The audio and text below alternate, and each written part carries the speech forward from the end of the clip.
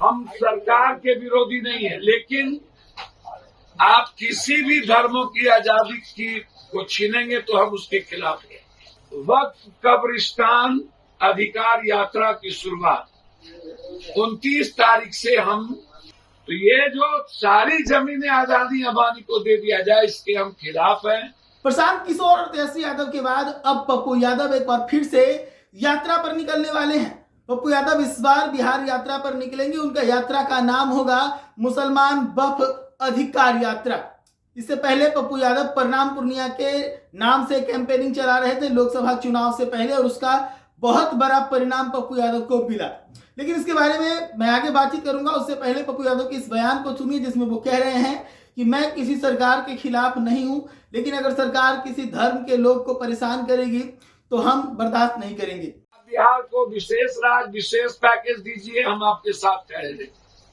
बिहार के युवाओं को आप नौकरी दीजिए, खड़े रहेंगे। अग्निवीर खत्म करिए, खड़े रहेंगे। किसानों के अधिकार की बात करिए, खड़े रहेंगे। हम सरकार के विरोधी नहीं है, लेकिन आप किसी भी धर्मों की आजादी को छीनेंगे तो हम उसके खिलाफ हैं, एकदम रहे। इसीलिए हमने वक्फ कब्रिस्तान अधिकार यात्रा की शुरुआत 29 तारीख से हम अररिया, 30 तारीख को किशनगंज, 31 को कटिहार,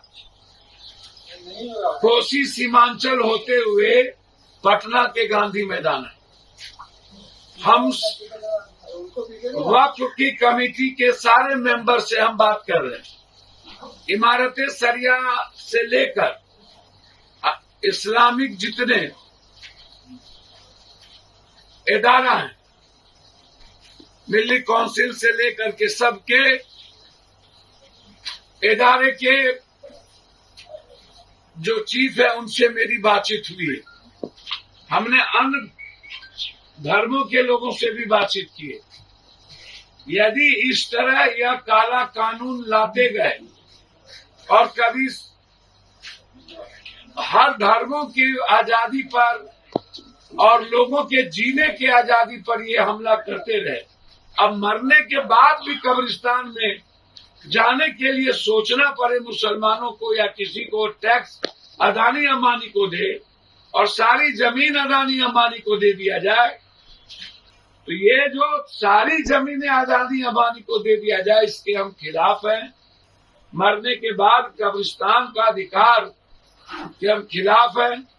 वक्फ जो बिल्कुल रिलीजन से जुड़ा मामला है, जो मुसलमान से जुड़ा मामला नहीं है, उसके जीने से जुड़ा मामला है, या इस पर जो तो सुना आपने किस प्रकार से पप्पू यादव ने एक बार फिर से ऐलान किया है यात्रा पर निकलने को लेकर। इस बार वो मुसलमान वक्फ अधिकार यात्रा पर निकलेंगे। मैं आपको बता दूं कि लोकसभा चुनाव से पहले पप्पू यादव प्रणाम पूर्णिया के नाम से कैंपेनिंग किए थे, जिसका उनको फायदा बहुत बड़ा दिखा था। लोकसभा के चुनाव में निर्दलीय प्रत्याशी होने के बावजूद एक बड़ी जीत दर्ज की पप्पू यादव ने। लालू यादव और तेजस्वी यादव उनके खिलाफ पूरी जोर आजमाइश कर रहे थे, उनको हराया जाए। उनके सामने एक दिग्गज नेत्री को उतारा गया था। अवधेश मंडल की पत्नी को वहां से चुनावी मैदान में उतारा गया था, बीमा भारती को। लेकिन इसके बावजूद पप्पू यादव वहां से जीत दर्ज करने में सफल रहे।